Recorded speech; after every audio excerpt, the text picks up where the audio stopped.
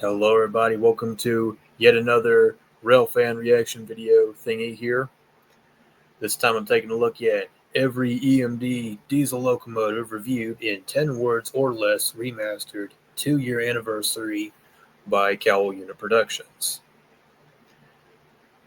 First off, I'm going to make it clear to y'all that I've already seen the original version of this video from a while ago, including the every General Electric diesel locomotive reviewed in 10 words or less video.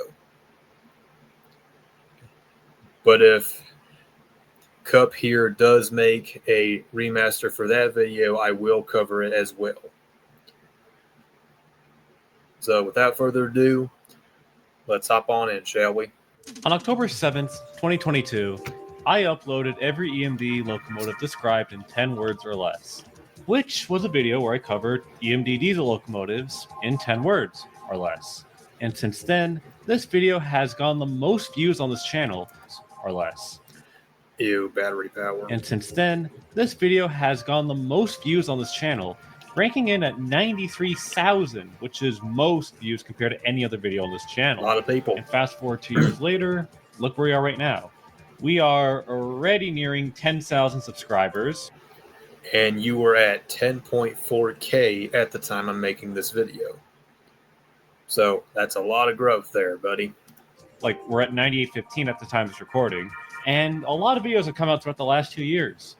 And so, to celebrate the 2-year anniversary of this video being on this channel, I thought, why not go back to the drawing board and remaster this video from the ground up, with new recorded dialogue to even redoing the script from the ground up. So everything's been remade from the ground up?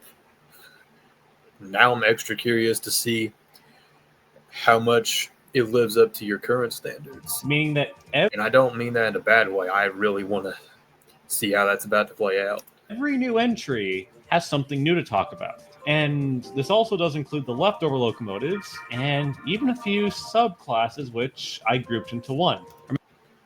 Right, because you only have that one picture of the Amtrak F40s and didn't really say anything about the other variants from other commuter railroads and such. Remember the F40 segment? How it grouped multiple models into one? Well, in this remaster, they are separate because there's actually something to talk about in 10 words or less. And as usual, the normal rule, rebuilds, repowers, and regears are not going to be included here, and export locomotives are not counted. Will you cover rebuild locomotives in their own separate video? Please do eventually. I'd love to see that. So unless fit operate in Canada, America, or Mexico, they will not be featured on this video. And electric locomotives, I already made a whole video covering those. Anyways, from yard switchers to early streamlined cab diesels, modern freight locomotives to whatever the fuck these are, this is every EMD diesel locomotive reviewed in 10 words or less. Remastered. Let's get it. Beginning somewhere for passenger diesels, and they succeeded. A big step for diesels. Somewhere for What's with the truck guards? I think those are. Aside from it looking futuristic like a bunch of other of these sets, these just look odd. Passenger diesels, and they succeeded. A big step for diesels, but not there yet. Box cab, but streamlined, and one survived. A stellar design, but they didn't think of capacity, huh? Fast improvement, and more open to larger consists. Zephyr, but a cabbage diesel, and compatible with regular cars. Like most box cabs, utilitarian, and probably utilitarian. Certified Doodlebug, certified Doodlebug. That fuck 'em up. Now made out of the Since when did Doodlebug start becoming rap stars like that? God, we are moving up in this world, ain't we? Doodlebug certified diesel railcar. That fuck 'em up. Now made out of dilapidated baggage cars. A diamond in the rough for a coal hauling railroad. Nothing beats the look of a streamlined Doodlebug. A spectacle for City of Salina. Or Tinworm. How about a little... An interesting nose, to say the least. A spectacle for City of Salina. Or Tinworm? How about a little more? Also, Feels good. the last step of those turret cabs with more capacity. A step up with an automobile design type cab. Bus bodies plus futuristic design equals a futuristic mess. Yeah. Quite a turning point for dieselization. An E-unit, but smaller. A Santa Fe exclusive. No, not that. Oh. Oh, there we go. Capable of 160 miles per hour, eh? A Seaboard exclusive with a pneumatically operated door for cruise. How did I not see that baggage door back then? Started off as cabbage diesels, then became boxy E-units. You cannot beat the Burlington with stainless cabbage diesels. It almost looks like a Doodlebug hybrid. Then became boxy E-units. You cannot beat the Burlington with stainless steel diesels. Absolutely. Lasted with slant noses, and they ended off well. Sold well, debuted the Bulldog nose, and Bulldogs and slant noses, those are goated. one survived. A certified classic among the 6-axle cab units.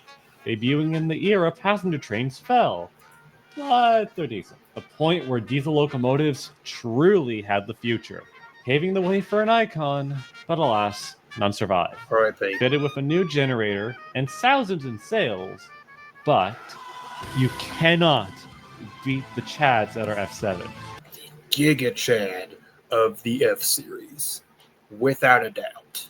Elongate for passenger service, but basically an updated TA, closing the cab unit market with something mid. Not gonna lie, I really dig the scheme on the Rio Grande F9s. Like, I seriously find these to be underrated. So visually appealing to me. Like any EMD diesel with front and back stripes, I adore. Even if it doesn't have the exact kind of stripes. It's eye-catching, nonetheless. Popular in Canada, Mexico, and Saudi Arabia. What? Huh. The fact these lasted as long as 2009 is commendable. Damn. Nowadays, a fragments of the past. Also, one's a lodge. Can't beat their aesthetics. And first before the freight variants. 6-axle passenger diesels, rotting in a storage line. Now prone to frequent derailments. I still think in a storage line. Now prone. Yeah, these things, they truly love to play rough with all their friends. And amazingly, they never got anybody killed. Thank God, actually. To frequent derailments. I still think it's America's most overrated diesels. Take that Now, back. the scrap remains of SCP-40Fs, going from 3,000 horsepower to 3,200 horsepower. Now elongated and with glorious Cummins engines. Cab designs changed to the point where people love it. Yes. Successors to the F40s, and they're pretty good. America's early AC locomotives now rotting away in Illinois, a backbone of the Long Island since the Alco days. Not gonna lie, they look a little better than a Charger. Alco days. And are they supposed to be the F-Series comeback? My disappointment cannot be measured.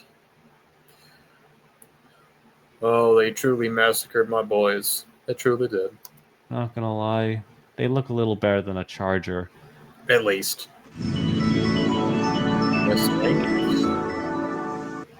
The laughable but oddly charming response to Alco's road switchers, an attempt to appeal to short lines gone nowhere. Yeah, those were strange. The MRS-1, I know just about nothing about. War babies at their finest, with gauge-changing trucks. Model 40. Yes. Wait, I don't remember this. So, this was built by EMD? I don't believe it. Okay, this makes sense, but diesel hydraulics? Not gonna lie, the design of these were very alien-like. I find it Definitely. funny these were marketed as DIY locomotives. Among the Canadian built, these were true winners. Wait, aren't these export oh, that explains it. Narrow gauge end cab, but what is that truck choice? I find their usage in Canada to be incredibly unique. I won't lie, the 6-axle variant actually goes quite hard. They do. Cannot lie that Newfoundland. They They don't just go hard. They got high hood design. High hood supremacy. The 6-axle variant actually goes quite hard. You cannot lie that Newfoundland railways are an incredibly underrated part of Canadian railway history. And they looked noticeably streamlined for their design. 2 GP35s, 1 frame equals 1 beefy foot. Long in size, short in service life, but timeless. Booster What is there to units. say? They're just booster. Hey, show some respect for the GP60Bs and all those goodies. They still got those running around on BNSF. Size, short At least in some capacity. in service life, but timeless. What is there to say? They're just booster. They're cool. That's what. Starting off with a bit of a boxy nose. Now with the chin mentality. Changed with the more classic appearance with transfer variants. A decent step up, but less powerful. Surprisingly long. Oh, and A decent. why does the top stack look like it has a honey pot on top of it? Like, did Winnie the Pooh decide to jump onto this and stick his honey pot on there to stop this thing from running? Bad joke, I know. Step up, but less powerful. Surprisingly long for a transfer switcher. 12,000 horse. It's a slug, is it? Surprisingly Yeah, it is. long for a transfer switcher. 12,000 horsepower and a new 567B engine and transfer. Half the horsepower and exclusive to oil companies. Another 300 horsepower, but domestically sold better. The awkward diesel version of the GG1 for transfer service. A beginning to another niche series of switchers with fitted electrical equipment from GE. Ironic. Easily the most memorable of the N series. Long. Wait, I already did this joke. What am I looking at? Quite the change in road switcher Very design, but less popular. Hybrid of two built, and both still exist. Slapped with a modern hood, that would last. Now with the curvy roof because aesthetics, back to basics, but this is the peak. Still at the peak with 500 horsepower added. An exclusive to Mexico and now sporadic across America. Living up to the name, multi-purpose, I suppose, with nose elongated and AC electrical equipment. And they got a ton of motor design, which I actually dig on these things. Like on those GP15s, I believe they are. But yeah, I don't know why EMD ever did this ton of motor design on switchers. They look cool, though. Why not bust it up with turbo? Turbo motor syndrome.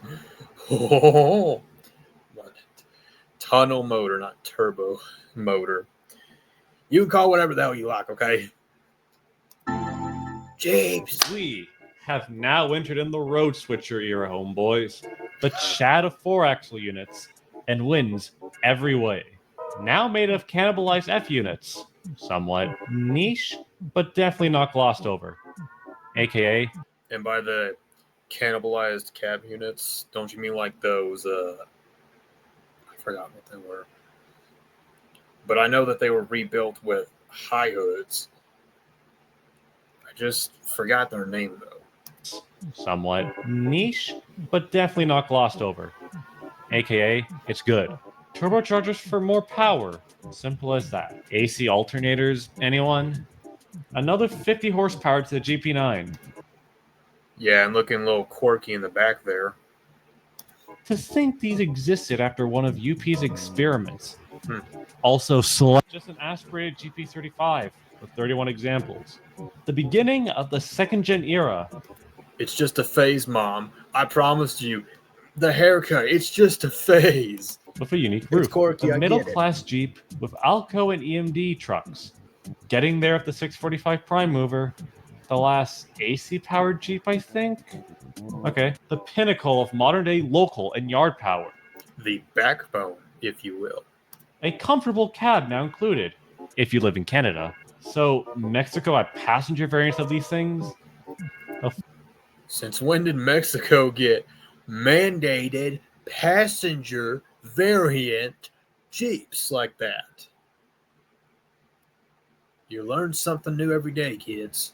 Ironic how this class was remembered mostly by rebuilt GP35s.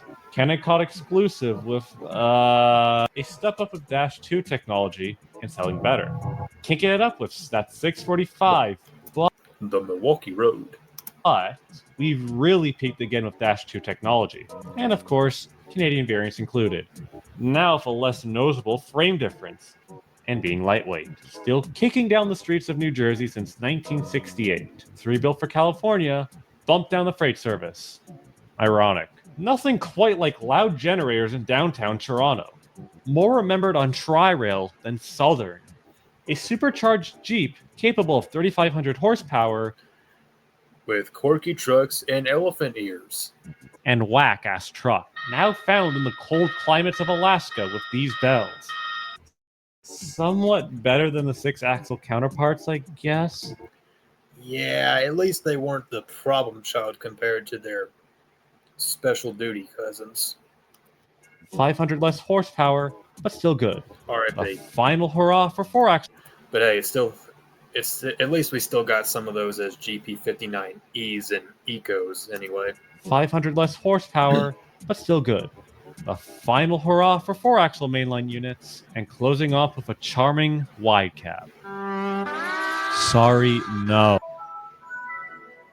Milwaukee Road. The beginning of EMD's craze with 6-axle diesels. More maintainable prime movers equaling a better upgrade. And a staple on SP locals. Riding on dead Alco trucks, at least for the C&O. Raise the horsepower with a mostly similar appearance. Nobody gives a shit about the 28 series. An inconsistent problem with production models. And your typical variant with a steam generator. Major visual difference is just another handrail sanction. Yeah, they seemingly had some trouble keeping the designs consistent on these things. Variant with a steam generator. Major visual difference is just another handrail sanction.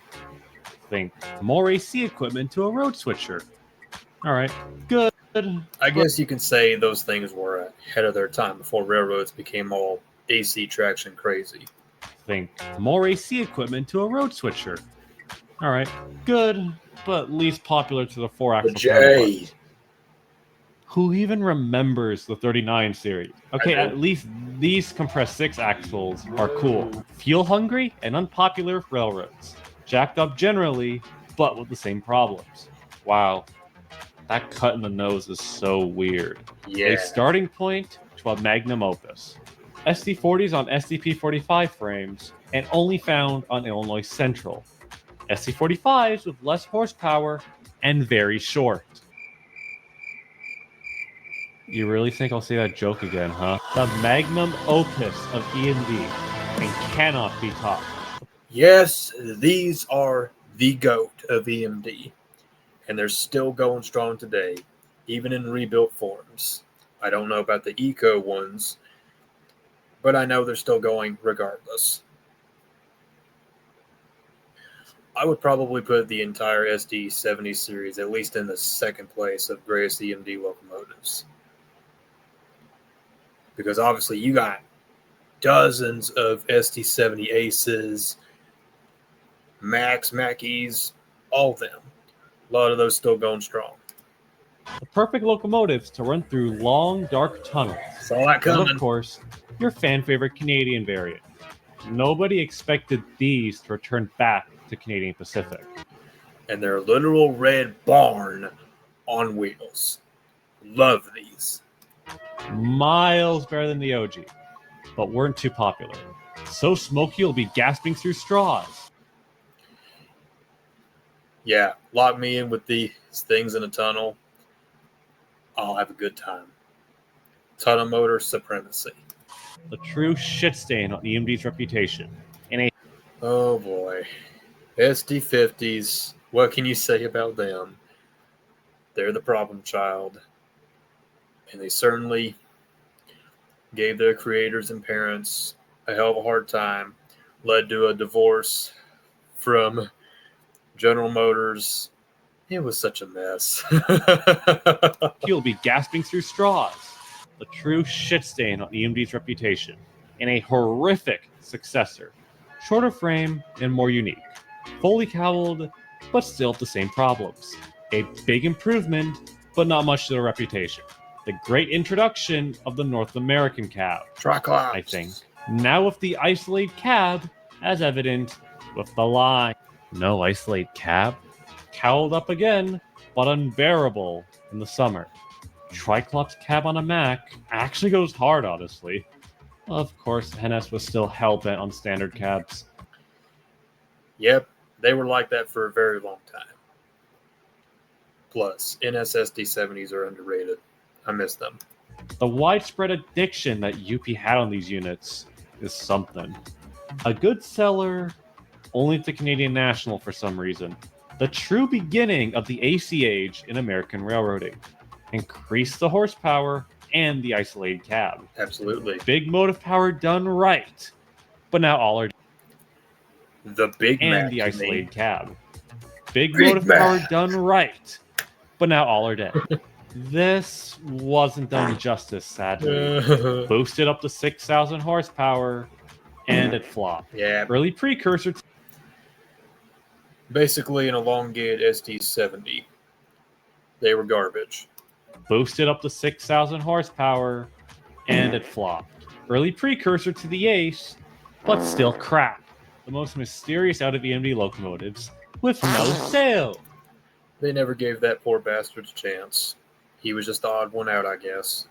Only existed because some railroads were still DC believers. Yep. Good advancements in technology, but forever in the GEVO shadow. Now, a popular staple in today's railroads. Like this was any better to the GE equivalents. I guess it was good for NS that they canceled their order for the Tier 4 Aces, since they ended up buying Tier 4 GEVOs instead, like everybody else, except UP. But things happen, I guess. Go shadow. Like this was any better to the GE equivalents. It doesn't look that bad compared to the render, honestly. Ew. No.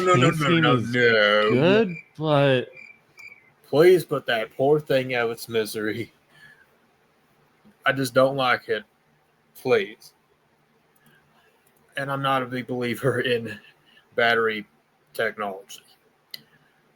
I believe you can find some use for it in working as switchers in your yards, but mainline, I don't think that'll work. It has yet to prove itself.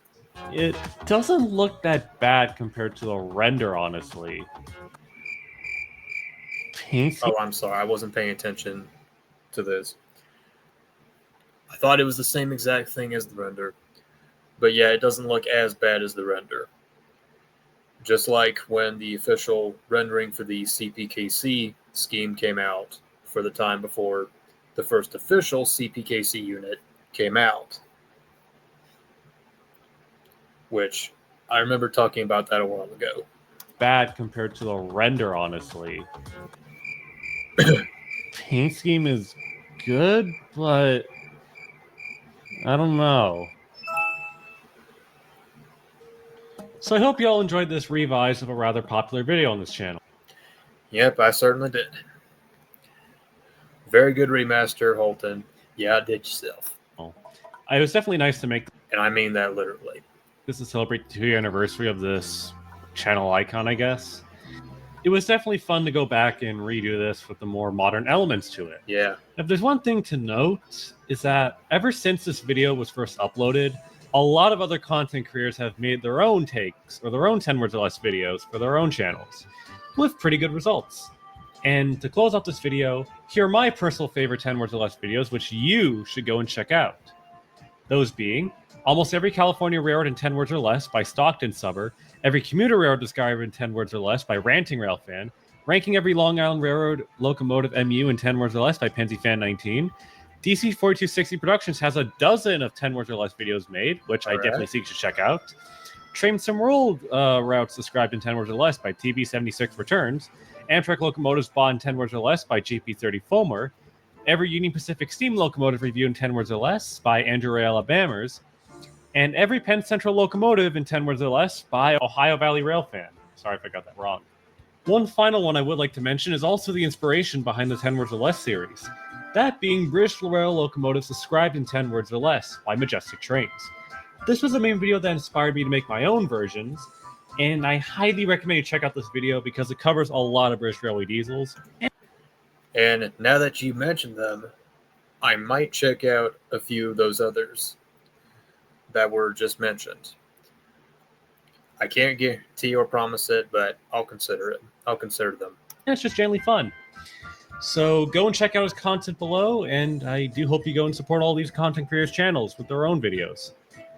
But even if these are popular, everyone else has done their pretty own unique 10 words or less videos, which you should go and check out and support their content, in my personal opinion. Because I'm pretty sure there's a lot of great ones out there. And hell, you also can make your own, and I'd be curious to see what more you guys have in store.